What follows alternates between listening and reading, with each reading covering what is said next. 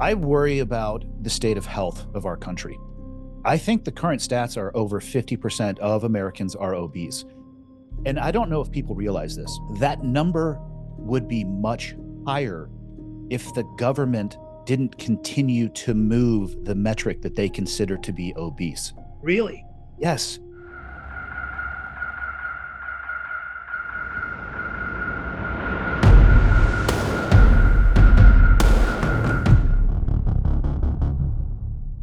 Robert Kennedy Jr. will appear before the Senate Committee on Finance, the panel that will ultimately be the committee with the deciding vote on whether his nomination to be the next Secretary of Health and Human Services advances to the full Senate.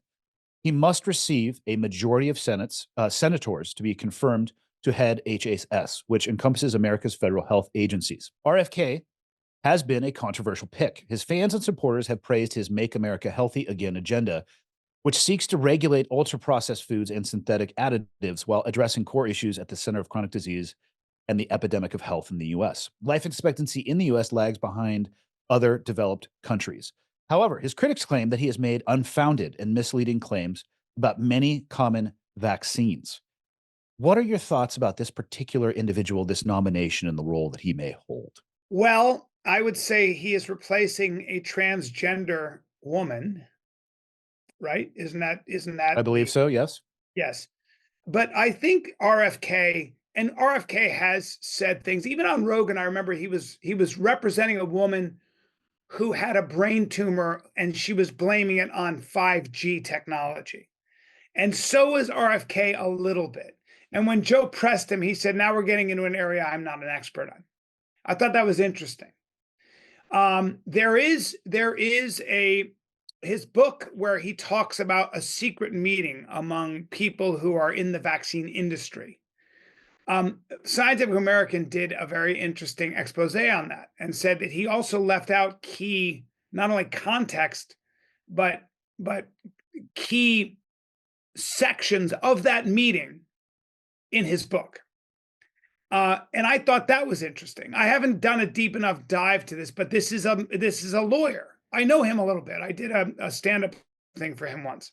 Great guy, and he I did something for the River Keepers, where I had to get up in a massive warehouse in New York City for 1,100 people and try to do stand up. That did not go well, but I was just like it was a disaster. But he's great, a great guy, and really is an environmental lawyer, and probably means everybody everywhere all the best. I I guess my what's going to happen in this hearing is they're going to ask him very pointedly, "Are you anti-vax?" And then he's going to have to get he's probably going to say something like, "No, I'm not going to throw the baby out with the bathwater. I'm not going to make vaccines illegal." He's going to say probably something like, vaccines aren't as safe as we've been told, and he's going to lay all of the blame at big pharma's doorstep, right? That is not, nobody should be surprised by any of this, because RFK is just a symptom of America's loss of trust in our institutions.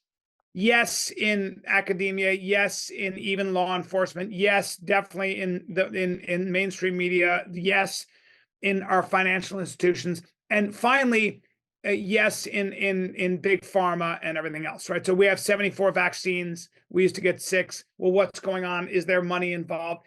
I don't know. I've not done a deep enough dive in vaccines, because guess what? I've never been in a lab. Don't have one day. I know about as much about vaccines as I do about being a special forces operator. I don't know. This is stuff that you have to do and really study and be involved in for a long time to understand. What I worry about in general is, and I think I hope somebody asks him this, is, look, are vaccines safe generally? Do we have a lot of vaccine injury? Now, a lot is, let's take that into context. There is vaccine injury. There is. Um, but is the juice worth the squeeze? Tetanus and polio.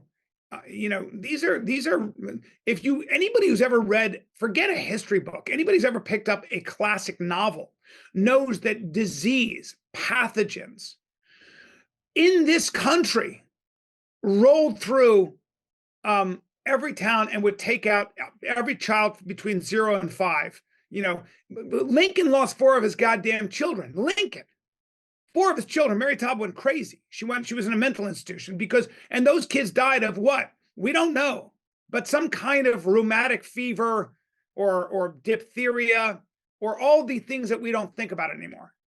They just died. Alexander Hamilton, same thing. His 3-year-old just died. He wrote extensively about it. So everybody who was the elite of our country forever would routine lose children.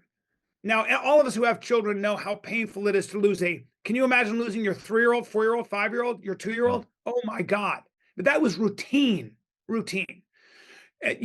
So I worry sometimes that the non-scientists are driving the narrative, and that can cause a lot of mischief.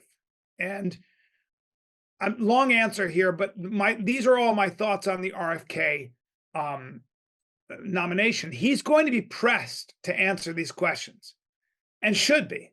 And I hope he has good answers. My guess, though, is that RFK is going to come out as a guy who's like, hey, I'm not saying I'm anti-vaccine. My kids have been vaxxed. I've been vaxxed. I'm saying there's some shenanigans going on over here. And I'm open to that. Man, I view this one. I'm going to start at like a 30,000-foot view, and then I'll work my way to RFK. I worry about the state of health of our country. I think the current stats are over 50% of Americans are obese. And I don't know if people realize this. That number would be much higher if the government didn't continue to move the metric that they consider to be obese. Really? Yes. If you look back in like the 1960s, I believe it was either BMI or body fat, it was 10 percentage points lower than it is right now. So if we were to view what we considered to be healthy decades ago and put that over the current lens of our population, we are not doing good. And, for as much as people complain in the US, we are living largely in a society of excess. You can hit an app on your phone and stuff your face to the degree that you can feed yourself till you're unable to get out of your bed, and the fire department comes and cuts off your roof and lifts you out with a fucking crane if you take that to the I extension mean, point. you're right. You're right. I travel this country. I can tell you that the way we eat is madness. It's It's actual it's madness. it's madness, and let's look at things like the food pyramid, things that we have now. We have the ability to look backwards on creation of some of these things and some of these topics, and we can tell that there is capture from organizations and a tie into the health industry. We'll start with fat. Fat being demonized as if it's the enemy of macronutrients. Well, come to find out, where did that come from? Largely from people who were pushing carbohydrate-based food. The food pyramid. I mean, I hate the term like big anything, big that, but like big agriculture 100% sponsors the current food pyramid. And what is at the base of that? Agricultural based products. We are marching in the wrong direction, in my opinion, when it comes to health, fitness, whatever that may be. And I think at this point, it's hard to deny that there is a financial incentive for the people that are pushing these things and the organizations that are creating these things. Like there is some level of capture. Now, is RFK the individual to spearhead that type of change? I don't know. He is, like you said, an interesting individual. Let's be brass tacks honest. The man was a heroin addict for over a decade. And the question I have with that is, Which is news to me, by the way. It's news to me. I didn't know that. well, and the question is, does it matter? Are we defined by our mistakes? What is the point where somebody is no longer a reasonable candidate to speak on health and wellness and fitness based off their past behavior? I can speak for myself. I'm not perfect. I've made a ton of mistakes. Does that mean that my opinions on things in areas where I have made mistakes are no longer valid? I don't know. That's up for somebody else to decide. There's a recovery arc for us all. I think what's going to happen in this hearing is it's going to be largely an ad hominem attack against the individual as opposed to what he's actually saying. If the man is saying we should not eat ultra processed foods with synthetic additives, I don't have an argument against that. That to me seems exceptionally reasonable. As a start, maybe we could at least stop the advancing wave of obese and unhealthy individuals in America. Because I don't know if people realize this. for however long it takes you to become exceptionally overweight, it's probably going to take that long for you to correct that course as well and to lose that weight. This is not something that happens overnight just because RFK is the one who comes into this office. It's I think we need a change. So from a 30,000-foot view, that's where I view the health of our country. If I come down to the individual, I don't know how much support I can put behind RFK, but I also don't know how much of a resistance I would have to him, but I appreciate the message of making America healthy again. I don't know if he's the right person to do that, but I worry about what happens if we don't at least have the conversation about making a change and look at the financial ties between the industries that have created the system that we are in versus the system that we need to go towards. It's a complicated one for sure. But I do think America needs to take some serious steps in the right direction when it comes to health.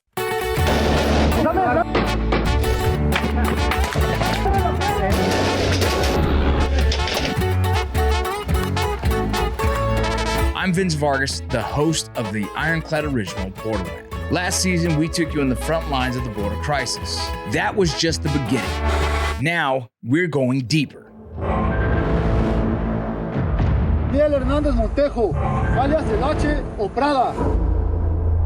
On the new season of Borderland Narcosis, we'll take an even closer look at the institutions, criminal forces, drugs, and operations that are driving mass migration from regions torn apart by violence and corruption. We're pulling back the curtain on the ruthless forces that drive mass migration. Organized crime.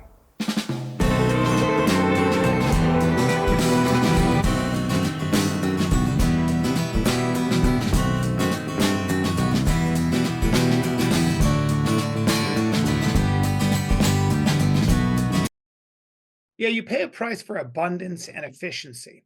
And there's an incentive. The one thing is that, obviously, at least poor people in this country get an excess of carbohydrates, protein, and fat. And, food banks and what it takes to get all that nutrition into the bodies of 330 million people is pretty astounding.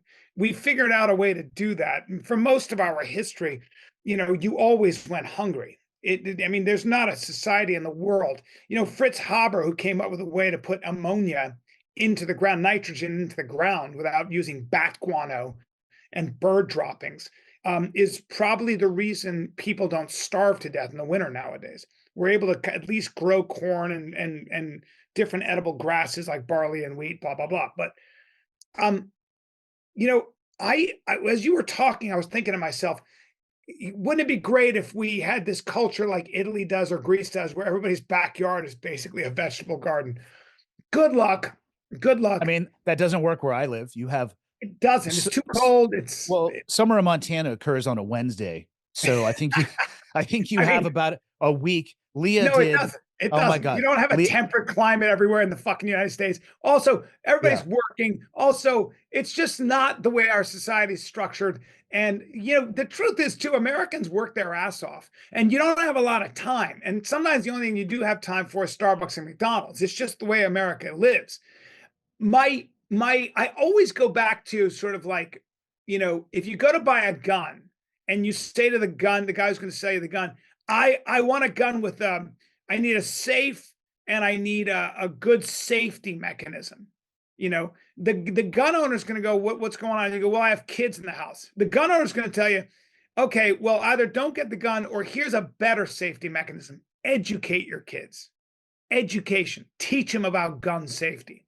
Teach them how dangerous a gun is. Let them feel what it's like to shoot that gun, blah, blah, blah.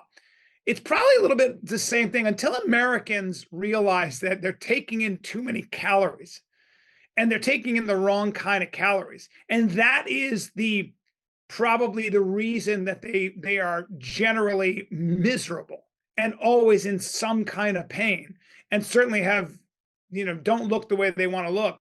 Until that happens, I don't know, man. Good luck. I think that's already happened. I don't think people are unaware of how they have arrived at the physical state that they have arrived. I think what might be frustrating about a candidate like this is that this person is talking about working hard and putting the onus back on the individual. And that can suck. That means you have to do the hard work. That means you have to do the change. That means you might have to prioritize the limited time that we all have, like you said, because people are working their ass off into making better choices that may be less satisfying. But fuck, man, what if it adds 10 years to your life? I know, but Americans love to do this too. When there's a problem, Americans can't do something like they can't go, look, maybe moderation, maybe both sides, maybe, you know, maybe we don't want black cops to kill unarmed black men, but we also like cops. You can't have both.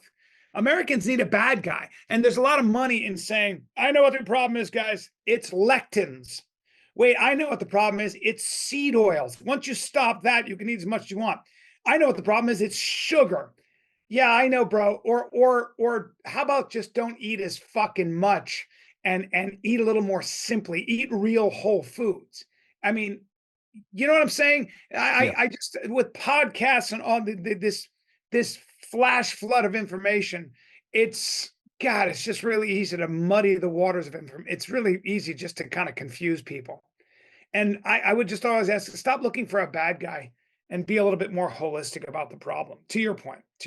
If you're a betting man, what would you put for RFK being making it through his first hearing and then going for an actual vote? Yay or nay? It depends on what happens with Tulsi. Interesting. Yeah, I don't think that I don't think the Republicans want to create an enemy with Trump. You know, and I think that there's this a very optimistic sort of, it feels like the opposition in the Democratic Party is a little deflated and just doesn't have the energy, and they want to pick their fights too. But JFK is going to have a tough. I mean, RFK is going to have a tough time within his own within some of these. You know what happens? I don't know if people know, but when somebody gets a confirmed, before they do, they actually go and have a conversation with every senator. Yeah, they meet with them. Democrat and senator, right, and Republican. They go and talk. There's a protocol to that, and I think that so every one of those senators already had a conversation with that person, and the rest is for show here. And you know, you got to answer my questions and all that. But it's an interesting thing. What is the over under? I don't know, man. I'm 50-50. I can't call it either. I think it's really going to depend on how well he presents himself and answers the questions, whether they be directly or he tries to go around some of the questions and be broad. I think it's he's going to have a tough day in the seat, but I can't call it either way either. Yeah, he's going to have a tough day in the seat.